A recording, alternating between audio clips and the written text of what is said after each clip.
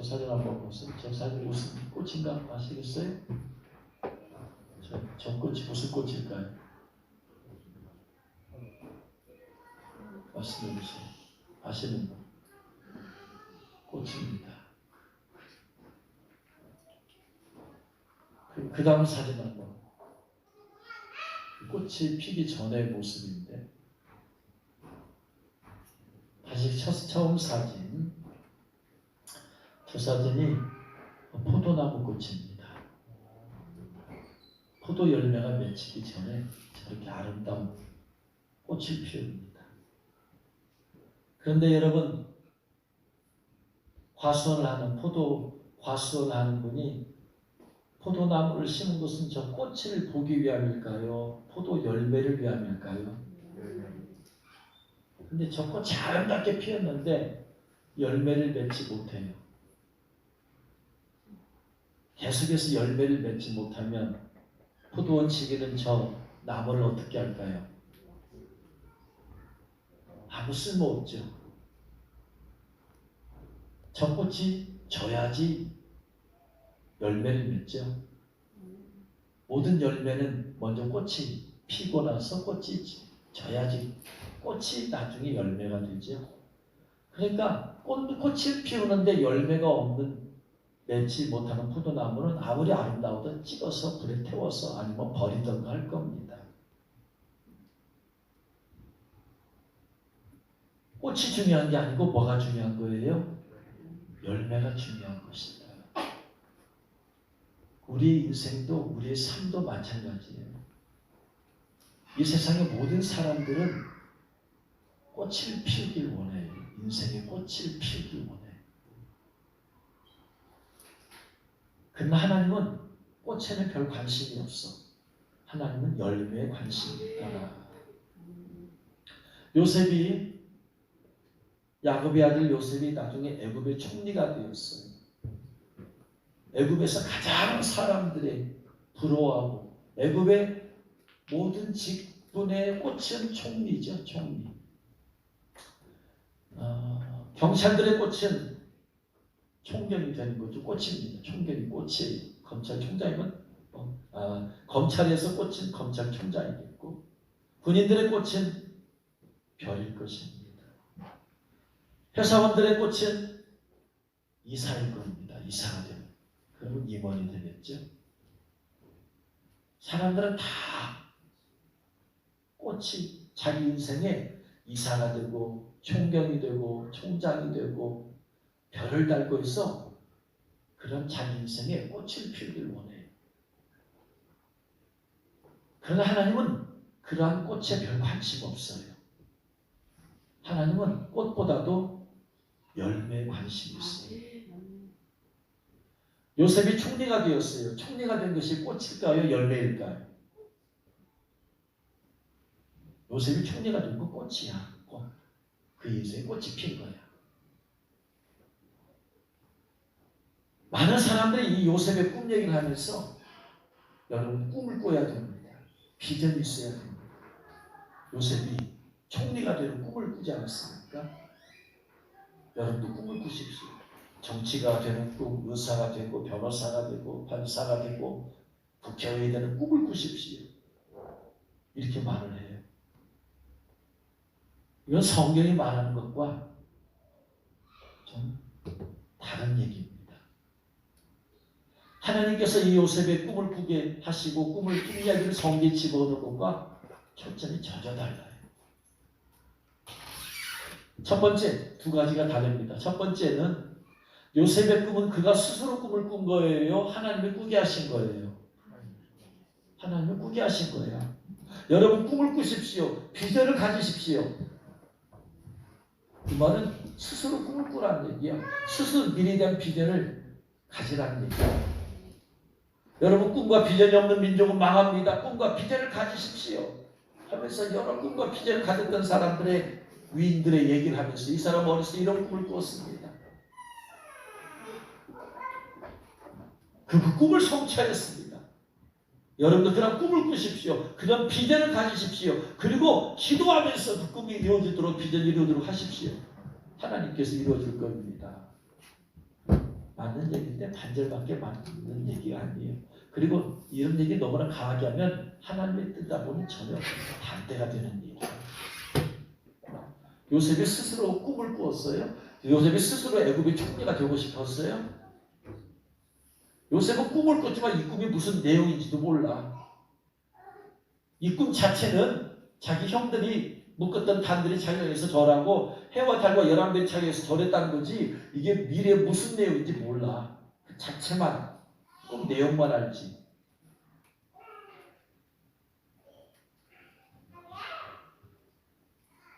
꿈과 비전을 가지라고 외치면서 여러분 꿈을 가집시오, 비전을 가집시오 하면서 막 자기 스스로 꿈을 꾸게 하고 비전을 가져가는 것은 인본주의야. 하나님과 무슨 상관이 있어요 그게. 요셉은 꿈을 꾸고 싶어서 꾼 게 아니야. 하나님께서 꾸게 해주신 거야. 그런데 많은 설교자들이 많은 사람들이 인본주의 꿈을 꾸게 자꾸 하라고 해요. 성경 얘기하면서 결국 인본주의 꿈을 꾸게 합니다. 여러분 예수 믿지 않는 사람들은 꿈이 있어요. 비전이 있어요. 그 꿈을 위해서 노력하고 또 성취하기도 합니다. 그런데 그 꿈이 이루어지기까지 그는 수많은 죄를 지켜야 되어지고 그 꿈이 성취되었을 때 또 죄를 지켜야 되어지고 전직 대통령이었던 김영삼 대통령은 장로님이었는데 어렸을 때 중학교 때 대통령이 되는 꿈을 꾸고 책상에 붙여놨다고 했잖아요. 그리고 그 꿈을 꼭 그 꿈을 이루기까지 그는 얼마나 많은 죄를 지었어요. 얼마나 많은 정치하면서 수많은 사람을 죽이고 얼마나 죄를 지었어요. 그 꿈이 성취돼서 대통령이 되었어요. 좋아요. 대통령이 되었어요. 그가 존경을 받습니까?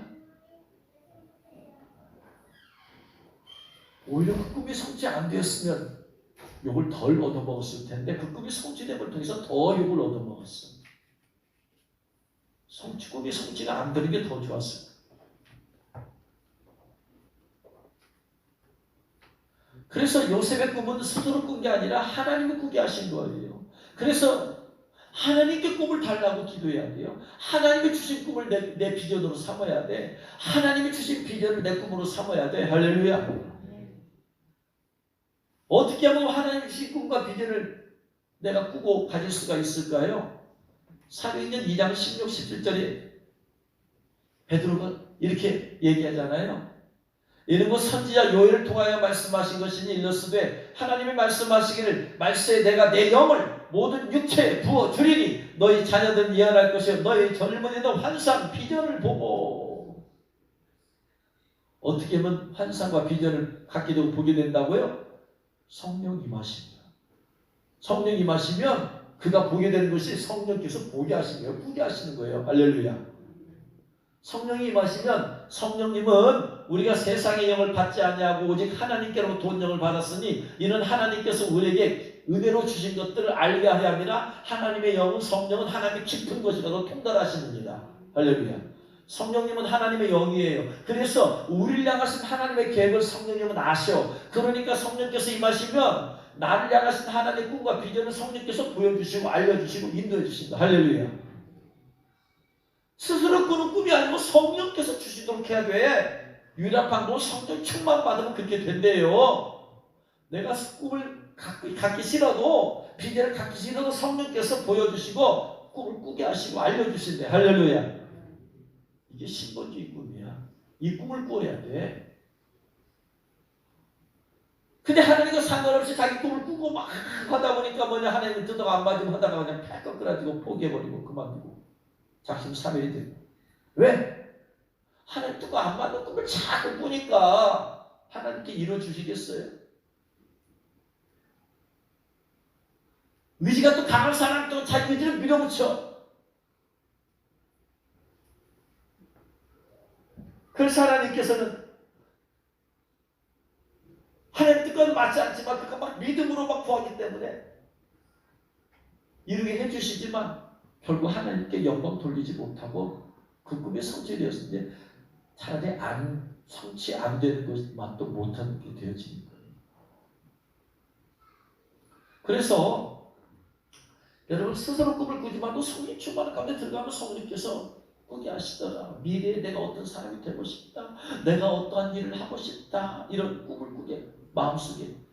빌립보서 2장 13절에서 너희 안에서 행하시는 일은 성령 하나님이시니 그가 자기 기쁘신 뜻을 위해서 너희 마음에 소원을 두고 행하게 하십니다. 성령께서 우리 안에서 막 소원을 주세요. 불편을 다 이해하고 싶다. 내가 이런 사람이 되어서 이런 일을 하고 싶다. 여러분 안에 성령께서 여러분의 그런 꿈과 소망과 비전을 주시기를 주의 이름으로 축원합니다. 성령 충만 받아야 그걸 받을 수 있고 알 수 있어요. 요셉의 꿈에 대한 첫 번째 문제는 그가 꾸고 싶어서 꾼 게 아니고 하나님이 그 요셉을 향한 미래 계획을 꿈을 통해서 꾸게 해주셨다는 거예요. 하나님이 꾸게 하신 꿈을 꾸자. 할렐루야. 하나님의 꿈이 나의 비전이 되고 할렐루야. 예수님의 꿈이 나의 비전이 되고 할렐루야. 첫 번째. 두 번째는 뭐냐? 하나님의 비전은 단순히 요셉이 총리가 되는 것에 있지 않아요. 꿈을 줘가지고 요셉아 너 이런 사람 될 거야. 이 꿈을 꿔라. 하나님의 목적은 어떤 사람이 되어서 총리라는 꽃이 그의 총리가 되어서 그의 인생에 꽃이 피는 걸 원하지 않아요. 어떤 집안에서 대통령이 나왔어요. 가문의 꽃이죠. 가문의 영광이죠. 그 인생에 꽃이 핀 거예요. 국무총리가 나왔어. 장관이 나왔어. 국회의원이 나왔어. 그 인생에 꽃이 핀 거예요. 왜? 국회의원 되는 건 사람들이 누구나 원하는 거예요. 높은 자리에 다 꽃이야. 권세가 있으면 더 화려한 꽃이야. 사람들은 그런 꽃을 피우길 원해요. 그래서 지금도 수많은 사람이 장관 되기를 원하고 총리가 되기를 원하고 대통령을 꿈꾸고 그리고 국회의원 꿈꾸고 수많은 꿈을 꿔요. 그래서 그 꿈이 이루어졌을 때 인생에 꽃이 피었다라고 말을 해요. 이렇게 생각해봐요. 왜 하나님께서 요셉으로 하여금 총리가 되게 하는 꿈을 꾸게 하셨을까? 왜 요셉으로 하여금 총리가 되게 하셨을까요? 왜? 총리가 된 것 자체는 꽃이야. 그의 인생에 꽃이 핀 거야. 바로왕 다음에 2인자가 되었으니까. 인생의 최대 꽃을 피운 거 아니에요? 그런데 왜라는 단어를 거다 넣어봐요. 왜 하나님께서 요셉으로 하여금 총리가 되게 하셨을까요? 왜? 이유가 뭐예요?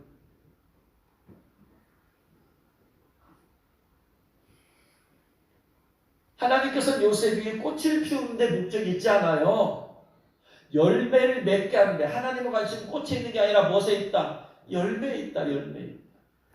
그래서 제가 포도나무 꽃을 보여드린 이유는 요한복음 15장에서 나는 포도나무여 너희는 가지니 가지가 열매를 맺지 아니하면 어떻게 된다?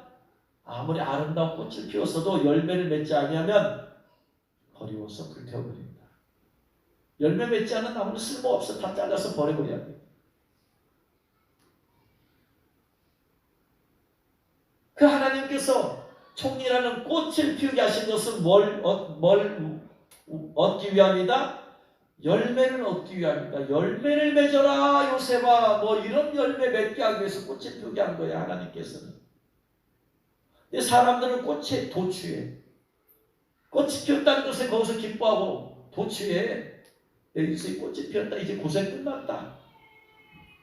거의 그 인생의 꽃인 총리가 되기까지 그는 아버지 집에 있다가 형들에게 미움받아서 구덩이에 던져져서 거기서 죽을 뻔했지만 형 유다의 도움으로 거기서 건져짐을 받아서 상인에게 팔렸어요.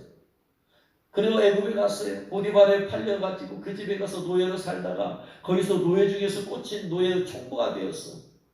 거기서 좀 살만하니까 보디발 아내는 또 유혹을 받았다 거절했다가 그만 감옥에 갔어요. 거기서 감옥에서 또 좀 떡 맡은 관원자, 술 맡은 관원장의 꿈을 해석해서 술 맡은 관원장의 직분이 회복되도록 해석을 다 해줘서 거기서 풀리는가 했더니 더 있어. 그가 잊어버려. 그리고 나서는 이제 애굽왕 바로가 꿈을 꿔가지고 꿈을 해석해서 총리가 되었어요. 드디어. 파란만장한 인생을 고난에 고난에 고난에 고난. 그런 고난을 겪었다가 드디어 이제 인생 꽃이 피었어. 이제 되었다. 내 인생 꽃이 피었다. 나는 성공했다. 이제 더 이상 보디발조차도 자기 자신을 두려워하는 자가 되었어.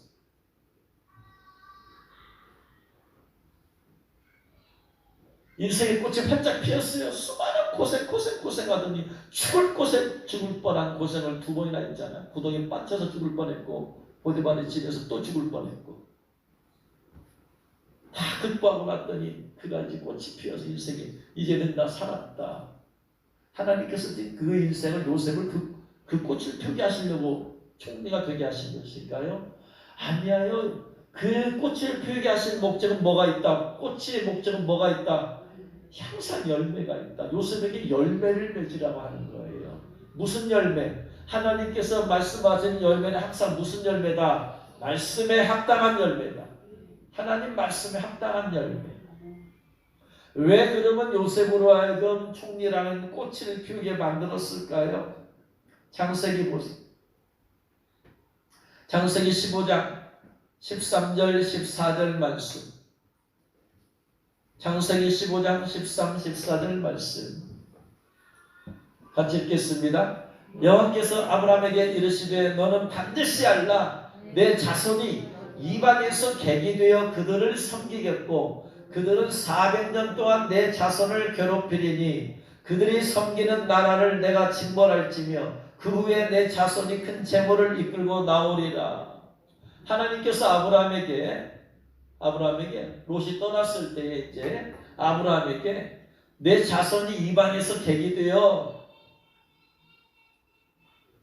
애굽 사람들을 섬길 것이고 그 애굽 사람들이 400년 동안 내 자손을 괴롭게 할 것이다. 그리고 내 자손은 4대 만에 이 땅으로 다시 가나안 땅으로 돌아올 것이다. 하나님의 계획은 아브라함의 후손이 어디로 간다? 애굽으로 내려간다. 그리고 애굽에서 몇 년 동안 있는다? 400년 동안 거기서 노예 생활할 것이다. 그 노예 생활 하다가 400년 후에 애굽에서 벗어나서 지금 아브라함이 머물고 있는 가나안 땅에 돌아오게 할 것이다. 이게 하나님의 계획이에요. 애굽 땅에 들어갈 때는 요셉의 가족들 70명이 들어가지만 나올 때는 200만 명이 나와. 들어갈 때는 빈손들로 들어갔어요. 흉년을 피하기 위해서. 나올 때는 큰 재물과 함께 나오게 해주시고 그래가지고 다시 가나안 땅에 오게 하십니다. 이게 하나님의 이게 지금 170년 전에 아브라함에게 주신 하나님의 비전과 계획이에요. 그러니까 하나님의 비전은 뭐냐면은 아브라함의 후손이 다시 들어가야 돼. 그 전에 아브라함은 뭐 때문에 들어갔어요? 기근 때문에 들어갔잖아. 기근 때문에 들어가서 자기 아내를 누이 동생이라고 거짓말하면서 그러면서 해서 거기에 위기가 있었지만 나올 때는 금은 보아 가지고 나오게 해주셨잖아. 그런 건 똑같이 기근 때문에 아브라함 후손이 또 들어가게 해주신다. 하나님의 계획이 가나안 땅에. 그래서 나올 때는 뭐냐? 기근 때문에 그냥 거지같이 들어갔지만 나올 때는 큰 재물과 함께 나오게 할 것이다. 다시 가나안 땅에 돌아오게 할 것이다. 이게 170년 전에 하나님께서 아브라함 주신 계획이야. 그러니까 이 하나님의 주신 말씀이 이루어지기 위해서는 누군가가 어떻게 해야 돼요? 들어가야 돼. 아브라함 후손. 그래서 아브라함의 후손인 야곱의 가족들, 친척들 70명이 들어가기 전에 누가 먼저 들여보낸 거예요? 기근 때문에 70명이 들어갔는데 그들을 먹여 살리려면 어떻게 해야 된다? 권세가 있어야지 먹여 살리잖아. 그래서 누구를 먼저 들여보낸 거예요? 요셉을 먼저 들여보낸 거야. 들여보내서 누구를 맞을 준비하는 거예요? 그의 아버지와 친척들 70명이 들어왔을 때 고센 땅에 살 수 있도록 하기 위해서 하나님께서 요셉을 보낸 거야.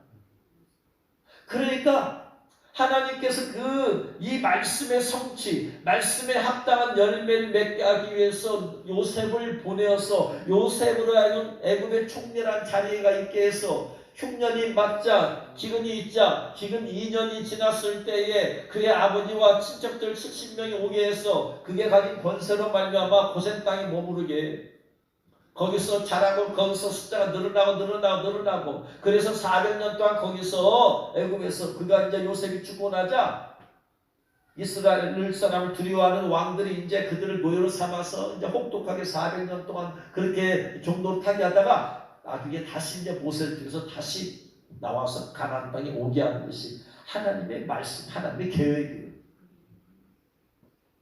그러니까 그것을 위해서 요셉을 보낸 거야. 지금 요셉의 인생을 꽃을 피우기 위해서 요셉아 너 얼마나 고생 많았냐. 너 죽을 뻔하기를 2번이나 했고 너 이렇게 노예 생활도 했고 너 참 고생 많았다. 너 고생했으니까 이제 평안히 살도록 내가 너 총리 만들어줄게.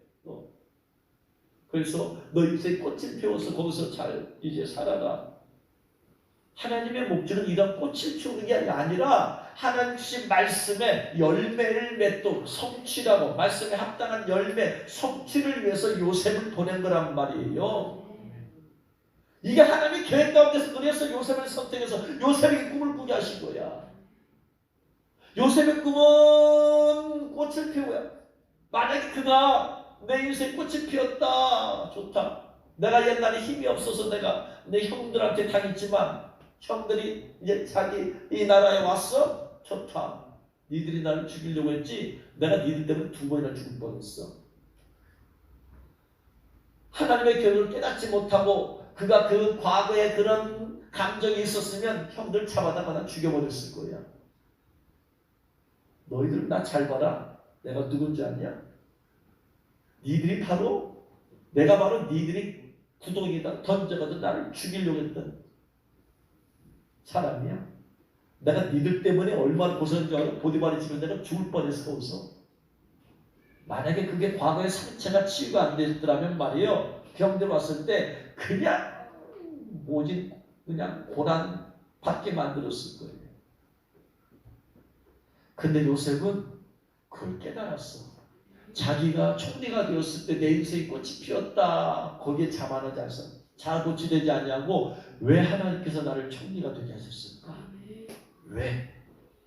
어떤 열매를 맺으라고 하신 것일까? 여기에 집중을 했어요. 요셉은. 그래가지고 형들이 왔을 때 이렇게 말을 해요. 창세기 45장 4절부터 8절까지 기근을 만나서 이제 형들이 애굽에 왔을 때 자기가 총리가 되었을 때 보니까 자기 형들이야.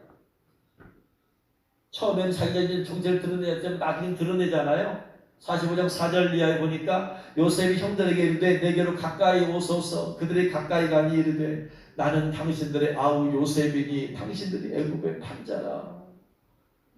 그랬더니 길을 축복하는 거 아니냐.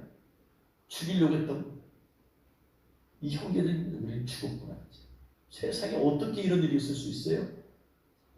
자기 동생이 애굽의 총리가 되더니 있을 수 없는 일입니다. 근데 요셉이 이렇게 말해요. 당신들이 나를 이곳에 팔았다고 해서 근심하지 마소서. 근심하죠. 지금 나는 우린 죽었구나 할 거 아니에요. 근심하지 말래. 한탄하지 마소서. 하나님이 생명을 구원하시려고 나를 당신들보다 먼저 보내셨나이다. 요셉이 어렸을 때는 그 꿈을 자랑했어. 그러나 그가 장성하고는 꿈을 자랑한 게 아니고 하나님이 왜 꿈을 꾸게 하셨지? 왜 어떤 열매를 맺게 하시려고 나를 총리에 앉혀주셨지? 열매를 생각했어. 영적으로 어린 자는 꽃을 자랑해. 자기 꿈과 비전을 자랑해. 어린아이야. 이게 어린아이. 내 인생에 나는 이런 꽃을 피우기를 원합니다. 내가 이런 사람이 되기를 원합니다. 내가 이런 위대한 다른 사람이 나를 바라보고 부러워해서 이런 사람이 되기를 원합니다. 이런 꿈과 비전을 자랑을 해. 영적인 어린아이야. 요셉은 어렸기 때문에 왜 하나님께서 나에게 이런 꿈을 꾸게 하실까? 그런 생각이 거기까지 안 가. 다만 형들이 묶은 다니다를 위해서 절하네 으쓱거렸어. 우쭐했어. 해와 달과 11배의 나를 향해서 절하네 우쭐거렸어. 야 엄마 아빠 내가 이렇게 높고 존귀한 자가 되는구나. 그것은 자아도취되었어. 어렸을 때는 그거밖에 생각을 못해. 그런데 총리가 되고 나서야 그것을 깨달았어. 하나님께서 이런 열매를 맺게 하시려고 나를 먼저 보내었구나. 이 땅에 2년 동안 흉년이 들었으나 아직 5년은 밭갈이도 못하고 추수도 못할지라. 하나님의 큰 구원으로 당신들의 생명을 보존하고 우리 당신들의 후손을 세상에 두시려고 나를 당신들보다 먼저 보내셨나니 그런지 나를 이리로 보낸 이는 당신들이 아니요 하나님이시라. 내가 죽을 뻔하고 내가 사기들에게 팔려가고 내가 뒤돌아보니까 또 보디발의 아내 또 무고하게 감옥에 갇히고 죽을 뻔하고 한 뒤돌아보니까 다 이게 뭐였다? 하나님의 섭리였다. 그래서 나를 애국 총리까지 되게 하셨는데 이제 생각해보고 깨닫고 나서 보니까 우리 형제들 당신들 먹여 살리게 하시려고 내가 없었으면 그들 다 굶어 죽었어. 요셉이 없었으면 다 굶어 죽었어. 5년 동안 남았어. 아직도. 지금 어떻게 음식을 구해? 먹을 거 어떻게 다 굶어 죽을 거야. 굶어 죽으면 누가 죽어? 그 안에 유다가 죽어. 유다가 죽으면 어떻게 돼? 메시아가 유다를 통해서 메시아가 핏줄이 이어져야 되는데 메시아가 태어나지 못해. 여러분 희한하게도 요셉이 총리가 되었지만 메시아의 핏줄은 요셉으로 태어나지 않고 누구를 위해서? 유다를 통해서 이어져요. 그러니까 그렇기 때문에 결국은 누구를 위해서 한 거야? 지금 이게 결국은 그들 가족들이지만 또 그 중에 누가 핵심이야? 유다가 핵심이야. 유다. 예수님 유다의 형제들 가운데 유다의 핏줄을 타고 메시아를 오셨으니까 메시아 혈통을 가진 유다를 살리기 보존하기 위해서 그 가족들을 지켜보호하고 그를 위해서 요셉을 보내는 거야. 이게 모든 그러니까 고난 받았을 때는 깨닫지 못했지만 지나고 나서 성장하고 성숙한 신앙이 되니까 고난 속에는 하나님의 뜻과 계획이 있구나라는 걸 깨닫게 된 거예요. 이게 성숙한 신앙이야. 이게 여러분 우리의 삶 가운데 수많은 고난들이 있습니다. 영적인 어린아이 고난 자체가 힘들고 괴로워서 싫어요 불평과 원망이야. 근데 그걸 통해서 연단받고 시간이 지나면서 보니까 그 고난 가운데 뭐가 있더라? 하나님의 섭리가 있더라. 하나님의 뜻이 있더라. 하나님의 계획이 있더라. 그 계획이 이르는 과정 중에 하나가 고난이더라. 할렐루야. 이게 성숙한 신앙이야. 이게 고난을 통해서 나를 연단하셨구나.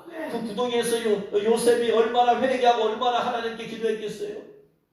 내가 형들한테 자랑했구나. 내가 내 꿈을 자랑했구나. 꿈은 자랑하는 게 아니구나. 회개하고 하나님 살려주세요. 하나님 살려주세요. 다시는 이렇게 안 할게요. 거기서 회개하고 거기서 변화돼요. 그러면서 누가 또 보디발의 집에 가서 거기서 또 억울하게 갇혀 지냈을 때 뭐냐, 거기서 또 원수들을 용서하는 거예요. 잘못이 없어. 아무 잘못이 없어. 그래서 형들이 이 구덩이나 던졌을 때는 회개 열매를 맺었고, 그 다음에는 자기 자신이 아무 잘못도 없는데 고난에 던져졌어요. 감옥에 던져졌을 때는 뭘? 회개할 게 없잖아. 원수를 용서하는. 그가 총리에 올랐을 때 보디발의 아내를 벌하지 않았어요. 자기를 죽일 뻔하게 만든 형들을 원수 갚지도 않았어요. 용서했어. 용서. 그래서 그는 두 번의 고난을 통해서 감옥에서 그러한 성숙함을 갖게 되는 거야. 사람들은 알지 못해 그 고난을 내가 왜 이런 고난을 겪어야 되는가. 나는 아무 잘못도 없는 것 같아. 왜 이런 고난을 겪어야 되는가. 근데 지나고 나서 보니까 내가 그 고난을 겪는 원인이 내 죄 때문이었구나. 이런 죄 때문이었구나. 깨달았기 때문에. 두 번째, 내가 아무런 죄가 없어도 고난당한 것은 바로 예수님께서 아무런 죄 없이 고난당했을 때 주여 아버지 저들을 용서하여 주옵소서. 저들은 자기가 하는 것을 알지 못합니다. 자기가 해서 십자가 못 받고 창을 찌른 저 원수들을 향해서 용서하는 기도를 하게 합니다. 이거예요. 바로 이 열매를 맺기 위함이야. 꽃을 피우는 게 아니야. 하나님의 목적은 꽃의 목적이 있잖아요. 열매를 맺기 위함이다. 영적으로 어린 성도는 그냥 그 꽃을 피우는 것에 집중해 인생이 내가 많은 돈을 벌어야지. 그래서 돈을 벌었어. 돈을 번 것은 꽃을 피운 거야. 하나님 꽃을 피운 것은 뭐다? 그렇게 돈 벌었으면 어떻게 한다? 축복받았다. 하나님께 축복받았다. 저렇게 열심히 기도하고 열심히 신앙생활하는데 하나님이 축복해 주셨어. 저렇게 열심히 하는 자녀들이 저렇게 잘 되고 축복받았어. 축복이 뭐야? 꽃이야 열매요? 꽃이야. 축복은 다 꽃이야. 거기에 머물러. 그러니까 그 다음부터 타락하는 거예요. 하나님의 초점이 꽃에 있지 않냐고 열매에 있다는 걸 깨달아야 돼. 나에게 물질이 복이라는 열매를 주셨구나. 그러면 이 합당한 물질에 열매를 맺어야지. 이 물질 가지고 하나님 뜻대로 사용함을 통해서. 그래서 사경선 우리디아는 하나님 주신 물질 가지고 뭐냐? 그가 잘 먹고 잘 살고 타락한 게 아니고 열매를 맺어서 자기 집을 교회로 내놓고 열매를 맺어야 될 거 아니에요.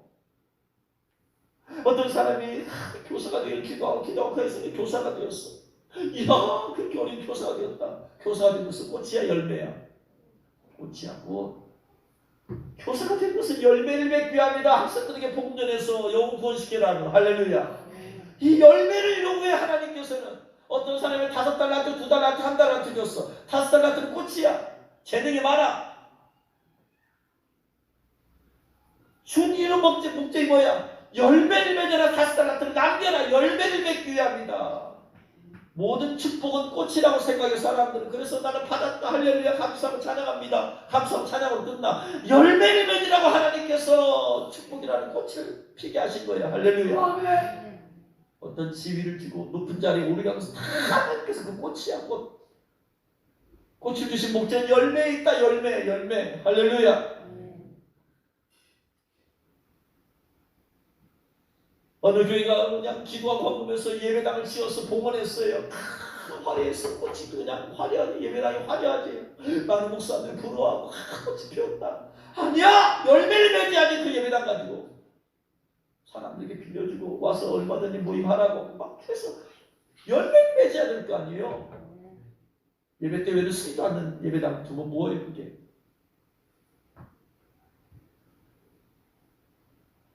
그래서 여러분 신앙생활의 목적은 예수 믿는 성도의 목적 꽃을 피우려고 하지 말아라. 잘못된 거야. 그러니까 꽃이 피우고 나면 그 다음부터 타락하는 거야. 축복받았으니까 그때부터 타락해. 열매를 맺어야죠. 열매를.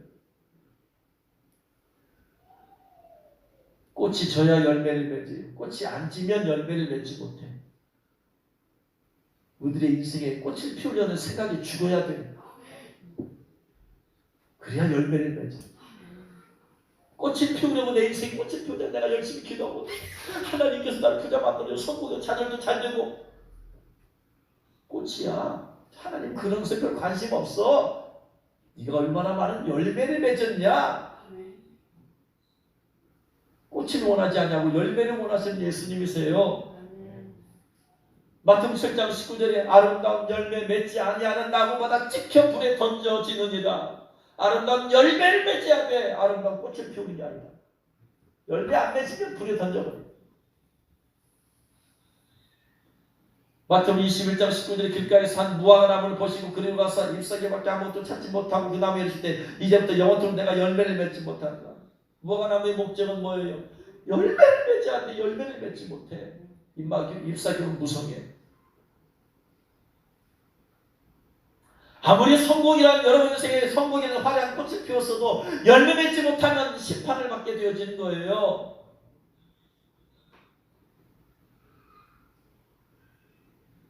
로마서 7장 4절에 그러므로 내 형제들아 너희도 그리스도의 몸으로 말미암아 율법에 대하여 죽임을 당하였으니 이는 다른 이 곧 죽은 자 가운데 살아나신 얘기 하소 우리가 하나님을 위하여 열매를 맺게 하려 함이라.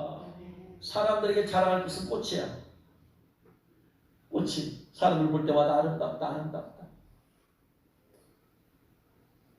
그러나 하나님께서 원하시는 것은 꽃이 아니라 열매다.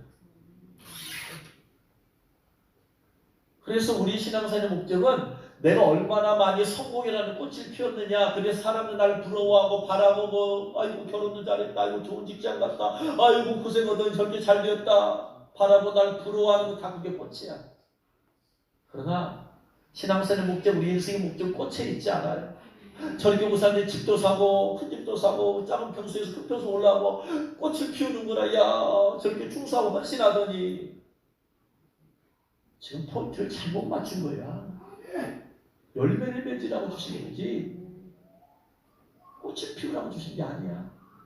그런 사람이 이 땅에서 꽃을 피웠어. 그러나 그 모든 꽃은 이 땅에서 다 져버리고 말아요. 천국까지 가는 꽃은 없다. 천국까지 가는 것은 오직 열매밖에 없어. 열매밖에. 그래서 우리의 인생의 목적, 신앙생활의 목적은 내가 얼마나 성공이라는 꽃을 피웠느냐 거기에 있지 않아요. 내가 얼마나 많은 열매를 맺었느냐 여기에 있어요. 신앙생활 목표는 열매다. 어떤 열매를 맺어야 할까요? 첫 번째, 따라합니다. 회개에 합당한 열매. 예수 믿고 회개에 합당한 열매. 예수 믿기 전에 이런 죄를 지었다면 예수 믿고 난 다음부터는 회개에 합당한 열매니까 그 전에 죄 지었던 거 하나씩 하나씩 끊어져야 돼. 그 사람이 변화돼야 돼. 합당한 열매가, 회개에 합당한 열매가 없어. 교회는 다닌다고 하는데, 예배당은 다닌다고 하는데, 주일날 예배를 다닌다고 하는데 변화가 없어. 마음의 생각이나 말하는 것이나 행동의 변화가 없어. 회개에 합당한 열매가 없는 거야. 이런 사람은 합당한 열매를 맺지는 못하면 불구덩이에 던져버린다. 누가복음 3장 7절에 요한이 세례를 받으러 나오는 무리에게 이르되 독사의 자식들아 누가 너희 일로 장차올 진노를 피하라더냐. 그러므로 회개에 합당한 열매를 맺고. 회개에 합당한 열매를 맺으라. 속으로 아브라함이 우리 조상의 자랑, 내가 아브라함의 자손이다, 내가 아브라함의 자손이다, 이런 건 치워라 이 말이야. 내가 목사다, 내가 목사다, 그거 하지 말고 너 회개에 합당한 열매 맺어. 내가 장로야, 내가 권사야, 내가 뭐야, 내가 교회에서 이런 직분 받았어, 내가 이런 사람이야, 그런 생각하지 말고 회개에 합당한 열매를 맺어라. 이미 도끼가 나무 뿌리에 놓였으니 좋은 열매 맺지 아니하는 나무다 찍혀 불에 던져지리라. 회개에 합당한 열매 맺지 않으면 불에 던져진대요. 불은 성경에서 불은 뭘 얘기할 때 하는 거예요? 지옥을 얘기할 때 하는 거예요. 나 예수 믿는데, 나 교회 다니는데, 아니 아무리 100번 1000번 말해도 회개에 합당한 열매 안 맺으면 지옥불에 던져진대. 예수님 말씀. 아니면 세례 요한이 그렇게 말했대요. 그러니까 무리들이 물어 이르되 그러면 회개에 합당한 열매 우리가 어떻게 맺으면 돼요? 그럴 때 이렇게 말해요. 두 벌 옷 있는 자는 옷 없는 자에게 나눠줄 것이다. 이게 회개에 합당한 열매다. 너 두 벌 옷 주도 감사했냐? 저 사람 옷이 한 벌도 없어. 감사하지 말고, 감사를 끝나지 말고 감사했으면 회개에 합당한 열매 옷 나눠줘. 저 사람 옷이 없어서 추워서 벌벌 떠는데 너는 옷장에 옷이 여러 벌 있잖아. 그거 좀 나눠줘. 그게 회개에 합당한 열매다. 먹을 것이 있는 자는 하나님 얼굴이 감사하면서 네 배만 부르지 말고, 누군가가 지금 먹을 것이 없어서 지금 앞에 가면 기름 난민들 먹을 것이 없어 그래요. 돈 좀 거기서 보내. 너 그거 보면서 아무런 느낌도 없냐? 하루에 3만 원이면 한 달에 3만 원 보내면 일가족이 한 달 살 수 있대야. 너 그런 거 보면서 찔릴 도 없냐? 너 양심이 말이 되었냐? 보내. 이게 회개에 합당한 열매예요. 이 배만 배불려 하지 말고 하나님 축별하면서 그냥 먹을 거 그냥 썩어 넘치게 그냥 맛있는 거 쫓아다니지 말고, 지금 죽느냐 사느냐 먹을 것 때문에 그런 사람이 있어. 그런 얘기 들으면서 어떻게 너는 그냥 넘어가냐? 회개에 합당한 열매 맺어. 세례를 받고 잡아서 이르되 선생님 우리는 무엇을 하리까? 세리를 세금 받는 사람들이잖아요. 세금 받는 사람 그 당시에 세리들이 다 부자였잖아. 부당하게 더 세금을 더 거뒀잖아. 그래서 부과된 것 외에는 거두지 마라. 너 왜 플러스 알파 해가지고 거둬가지고 플러스 알파는 다 네 수준으로 들어가냐? 이게 회개에 합당한 열매예요. 너 잘못하고 있지? 너 이게 죄 아니야? 지금 그거 죄 아니야? 지금 죄 끊는 것이 회개에 합당한 열매예요. 군인들도 물어가는데 우리는 무엇을 하니까 이르되 강탈하지 말고, 군인들이 권세 가지고 강탈하지 말며 거짓으로 고발하지 말고 받는 급료를 족한 줄로 알아. 탐심 때문에 강탈하고 거짓을 고발하고 이런 거 하지 마. 받는 급료 왜 부당하게 더 어떻게든 받으려고 하지 마. 이게 회개에 합당한 열매예요. 예수 믿기 전에 우리가 잘못했던 것들 하나씩 뜯어고쳐야 돼. 예수 믿으면서 아직도 과거에 끊어지지 않는 죄 이거 하나씩 다 뜯어 고쳐라. 이게 회개 합당한 열매야. 회개 합당한 열매를 맺은 대표적인 사람이 삭개오죠. 여리고 살던 삭개오. 예수님 보고 싶어 갔잖아요. 예수님 뽕나무까지 올라갔어요. 예수님께 삭개오야 내가 오늘 내 집에 위하여 했다 했더니 뭐예요? 기쁨으로 즐거이 영접하면서 하는 말이 뭐예요? 예수님 제가 누구에게 속여 빼앗은 일이 있으면 내각절 갚아주겠습니다. 내 소유의 절반 가난자 주겠습니다. 이게 회개 합당한 열매야. 그럼 물질로 얼마나 많은 죄를 지 세리장이니까 얼마나 부자고 얼마나 거짓으로 강탈하고 그냥 세금을 걷었어요. 뇌물을 얼마나 받았겠어요. 이게 회개 합당한 열매야. 돌려줘.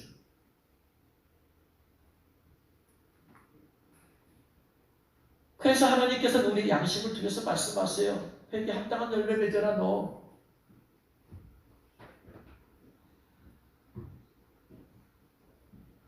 너 11주 제대로 안 드렸냐? 너 회개 합당한 열매 맺어. 계속해서 주님께서 양심에 찔리는 거야. 합당한 열매는 그것을 고쳐야 되는 거잖아요.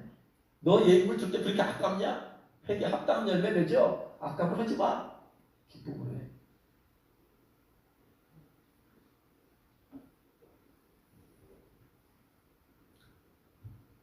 서다 목사 간증 얘기를 들었었는데요. 미국에 계실 때에 프린터를 샀대요. 프린터 샀는데 200달러짜리 샀는데 만든 회사에서 1년 동안 품질 보증하고 자기가 보증보험료를 내서 2년을 더 품질 보증을 들었대. 3년짜리를 들었어요. 이게. 근데 2년 6개월 썼대. 프린터 고장이 났어요. 그러니까 이제 보증기한 6개월 남았으니까 갖고 갔어요. 가서 고쳐달라고 했더니 고쳐서 보내왔어. 또 쓰다 보니까 또 고장나. 또 갔다 왔어. 또 쓰다 보니까 또 고장나. 또 갔다 왔어. 또 가져갔어요. 세 번째 가가지고 이거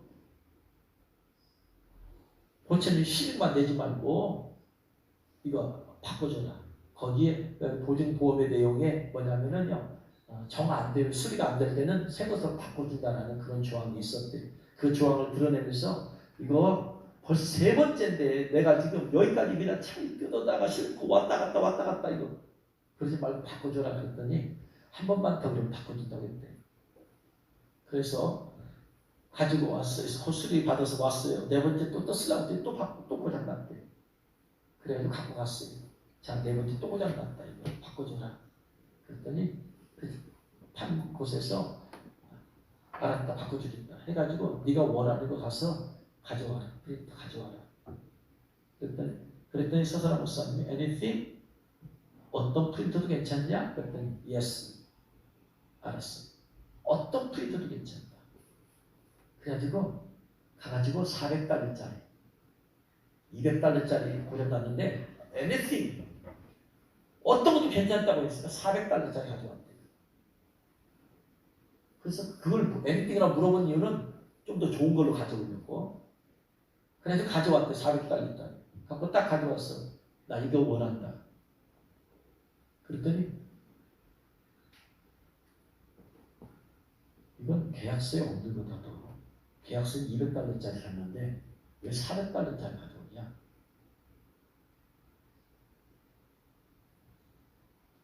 물질의 탐심.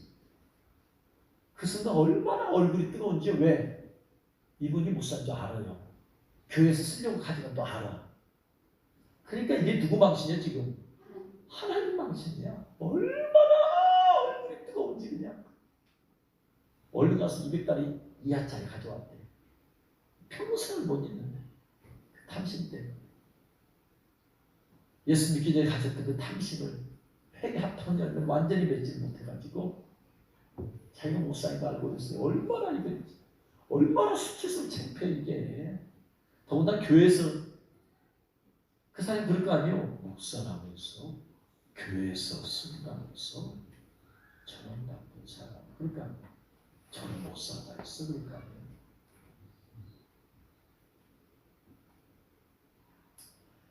우리 안에 아직도 회개에 합당한 열매를 맺지 못합니다. 얼마 전에 제가 이 집에서 이렇게 좀 여러 가지 색깔 볼펜이 좀 필요해요. 근데 가만히 생각해보니까 저기 뒤에 보면은 저 빼다리에 볼펜이 막 수십 자루가 있는 거 봤거든요. 그래서 저기 많이 남아더라고. 뭐 쓸 일도 교회도 많이 쓸 일도 없는데 많이 들었어. 저거 좀 쓰면 되겠다 해가지고는 가서 세 자루를 가져왔어요. 근데 세 자루 가져오고 집에 와서 올라온 게 마음이 불편해. 마음속에서 너 왜 세 자루 가져왔어? 너 몇 자루 필요해? 한 자루. 왜 세 자루 가져와? 그것도 탐심이야. 성령께서 속에 찔려가지고 회개하고 가서 투자 간다고 하나님 회개합니다 하고 한 자루만 가져왔어. 이거 그냥 탐심을 완전히 다 버려야 되는데. 어젯밤에 사모가요? 화장지 없니? 그래서 보니까 다 썼어. 아이고 화장지 있어요. 다 썼네 해가지고는 2층 사무실에 화장지 있거든요. 그래서 거기서 30몇짜리 하나 가져왔어. 근데 마음속에서 찔려. 야 이거 교회에서 쓰려고 산 거야. 근데 교회에서 써도 그냥 참 목사니까 좀 쓰면 어때요? 아니 교회에서 쓰려고 산 거야. 네가 필요한 거 네가 사. 가지고 나서 그냥 얼마나 불편한데. 이거 하나 가져와서 30몇짜리 가져와가지고요. 하나님 회개합니다. 이거 교회에서 쓰는 걸 내가 가져왔어요. 하나님 회개합니다. 하나님 물릴게요. 그러고 나서 그냥 그 자리에서 즉석에서 그거 똑같은 인터넷 찾아가지고 주문했어요. 너 저번에도 가져왔잖아. 알았어요. 저번에도 가져왔잖아. 알았어요. 그러면 3개 토해내야 되겠구나. 그래서 그냥 그보다 더 여러 개 주문해가지고 알았어요. 오늘 그냥 가서 3개 갖다 놓을게요. 내 거 안 돼. 그거 갖다 놓을게요. 하나님은 양심을 통해서 우리가 회개 합당한 열매를 맺을 것이 무엇인지 양심을 통해서 말씀하세요. 양심 우리는 대부분이 양심 꺼리끼는 거 그냥 생각으로 아이 뭐 그냥 아이 하나님 제가 못 사요. 저희 사무실에 있는 거 그냥 좀 쓰면 어때요? 그냥 생각 너무 아이 하나님 그 볼펜 좀 세 장을 가져왔다는 거 제가 두고두고 쓰려고 그래. 그냥 무시해버려요. 사도바울의 사도행전을 보면 내가 범사의 양심을 따라 하나님을 섬겼다 그랬거든요. 그 2번 3번 말해요. 양심은 하나님의 음성이에요. 가장 보편적으로 듣는 하나님의 음성. 특별한 음성 들을 수 있어. 특별한 꿈과 환상 볼 수 있어요. 그것도 하나님의 음성이야. 근데 가장 일반적으로 가장 우리가 보편적으로 가장 평상시에 들을 수 있는 하나님의 음성은 양심입니다. 양심은 하나님의 음성이에요. 찔리는 거예요. 특별히 뭐에 대해서? 죄에 대해서.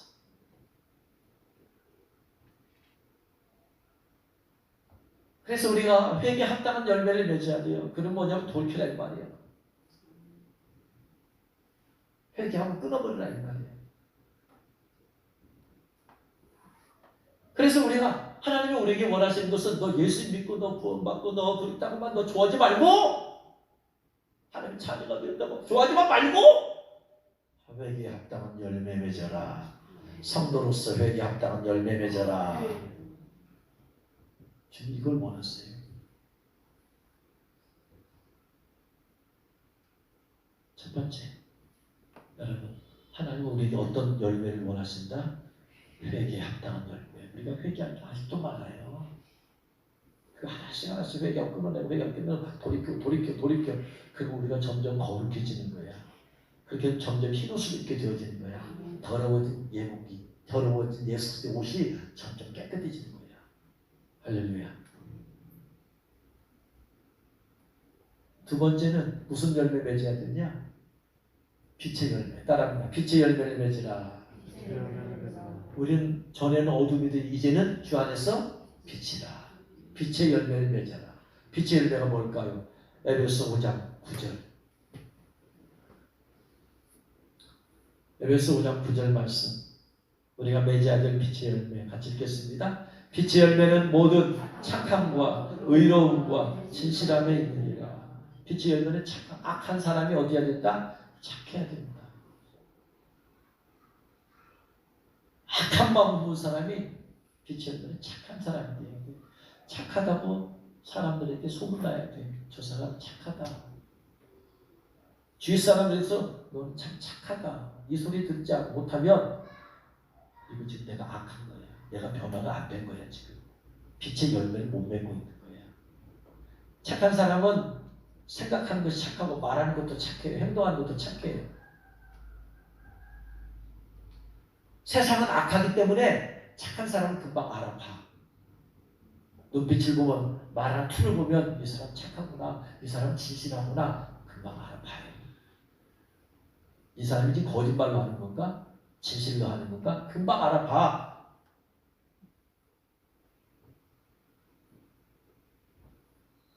에베소 5장 11절에 너희는 열매 없는 어둠의 일에 참여하지 말고 도리어 책망하라. 빌립보서 1장 11절에 예수로 말미암아 의의 열매가 가득하여 하나님의 영광과 찬송이 되기를 원하노라. 내 인생에 꽃을 피워서 하나님께 영광 돌리려고 하지 말아요. 우리는 꼭 그걸 통해서 성공을 통해서 성공하면 하나님께서 큰 영광을 받는 줄 알아. 옛날에 어느 교회 목사님 아들이 검사가 시험에 패스했나 봐. 그냥 큰 플래카드를 걸어놓고 목사님 아들이 이렇게 시험에 패스했습니다.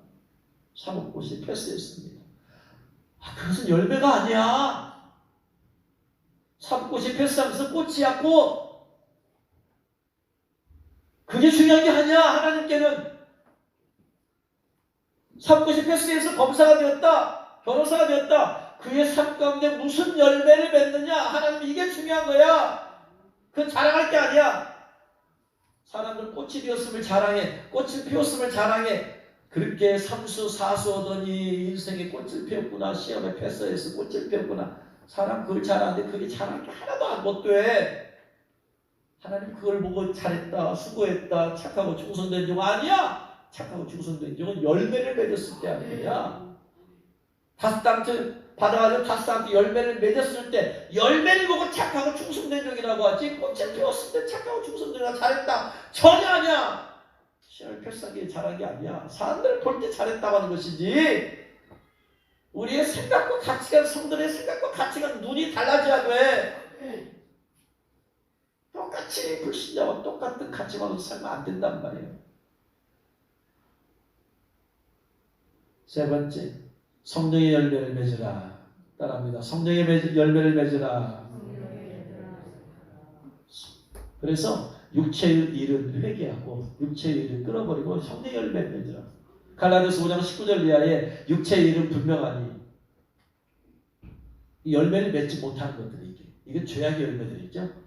음행과 더러운 것과 호색과 우상숭배와 주술과 원수 맺는 것과 분쟁과 시기와 분냄과 당짓는 것과 분열함과 이단과 투기와 술취함과 방탕함과 또 그와 같은 것들이라. 전에 너에게 경계함과 같이 이런 일을 하는 자들은 하나님의 나라를 유업으로 받지 못할 것이요 오직 성령의 열매는 사랑, 희락, 화평, 오래 참음, 자비, 양선, 충성, 온유, 절제 이런 열매를 맺어라. 육체의 일은 끊어버리고 성령의 열매를 맺어라. 마지막으로 따라합니다. 영혼 구원의 열매를 맺으라. 그래요. 예수님 핍박했고 예수 믿는 사람 핍박했던 사울이 이제 다메섹 갔다가 예수님 만나고서 3일 동안 눈이 멀어버리고 아나니아 집사를 통해서 안수받고 눈이 떠졌어요. 그랬을 때 사도행전 9장 17절 이하에 아나니아가 떠나 그 집에 들어가서 그에게 안수하여 이르되 형제 사울아 주 곧 내가 오는 길에서 나타나셨던 예수님께서 나를 보내어 너로 다시 보게 하시고 성령으로 충만하게 하신다 하니 즉시 사울의 눈에서 비늘 같은 것이 벗어져 다시 보게 된지라. 일어나 세례를 받고 음식을 먹음에 강건하여진지라. 사울이 다메섹에 있는 제자들과 함께 몇일 있을세 즉시로 각 회당에서 예수님이 하나님의 아들이심을 전파하는 전도의 열매를 맺고 즉시로 예수님을 믿는 사람 핍박이 됩니다. 즉시로 전도의 열매를 맺는 거예요. 우리는 전도 열매를 맺어야 돼요.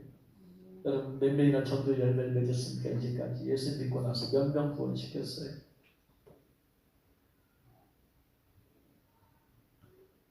전 예수 믿고 나서 수많은 전도의 눈이 그냥 전도에 그냥 불이 붙어가지고요.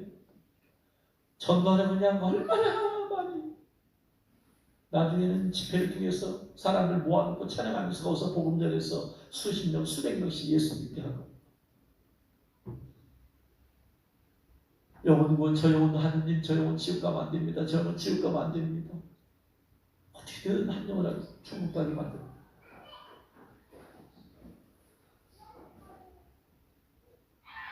물론 지금은 이제 주님 오심에 대해서 준비하게 하고 전하게 하는 사명을 주기 때문에 거기에 집중하지만, 얼마나 많은 영혼을 전도하게 하셨는지. 여러분 인생까지 여러분 몇 명을 전도했습니까? 여러분 하늘 나서 주님한테 칭찬받아서 전도한 영혼의 숫자예요. 땅의 티끌 가운데서 자는 자 중에서 많은 사람이 깨어나 영생을 받는 자도 있겠고, 수치를 당하여서 영혼이 부끄러움을 당할 자도 있을 것이며, 지혜 있는 자는 궁창의 빛과 같이 빛날 것이요 많은 사람을 옳은 대로 예수님께 돌아오게 한 자는 별과 같이 영원토록 빛나리라. 할렐루야. 전도의 열매가 있지 않아요. 여러분 주위에 있는 불신자 예수 믿는 사람 날마다 기도하고 또 기도하고 어떻게 예수 믿게 만들어야 돼. 주님의 기회 주시면 가서 전도해서 예수 믿게 만들어야 돼.